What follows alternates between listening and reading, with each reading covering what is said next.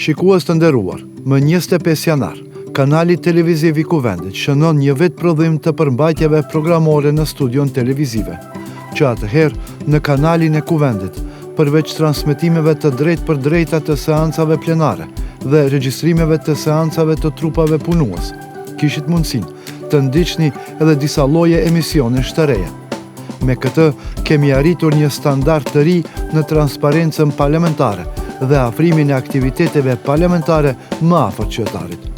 Çdo ditë mund të ndiqni lajmet në ora 10:30, 14:30 dhe 18:30, në të cilat informoheni për agjendën ditore të Kuvendit, seancat plenare dhe komisionet parlamentare, aktivitetet e kryetarit të Kuvendit dhe të udhëheqësve tjerë, dëgjime dhe debate publike, informacion nga Parlamenti Evropian dhe Kombet e Bashkuara, si dhe informacionet të tjera të ngjashme.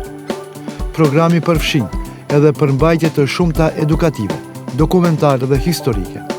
Përmes emisionit briefingu ligjvënës, do të njiheni me disa nga ligjet e propozuara dhe të miratuara, ku në mënyrë burimore informoheni për qëllimet e ligjeve të propozuara dhe përmbajtjen përfundimtare të tyre në momentin kur miratohen në Kuvend. Emisioni Thesari Parlamentar ju bën më afër me përmbajtjen hapësinore të Kuvendit, historikun e tyre dhe rëndësinë e sallave të Kuvendit, sallën e Ohrit, të Strugës, sallën e Kristal, atë kushtetuese e të tjera. Përmes bisedave me kryesin dhe me koordinatorët e grupeve parlamentare në Kuvend, të zhvilluara në emisionin Intervista, ne përpiqemi t'ju sjellim më afër qëndrimeve të tyre për një sër çështjesh aktuale.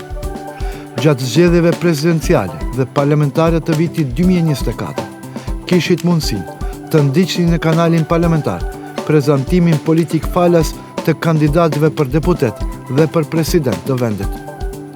Këtë vit, keni ndjekur edhe disa emisione në kanalin parlamentar, të prodhuara në bashkëpunim me Institutin Parlamentar, të mbuluara në kuadër të emisionit Kërkim Parlamentar.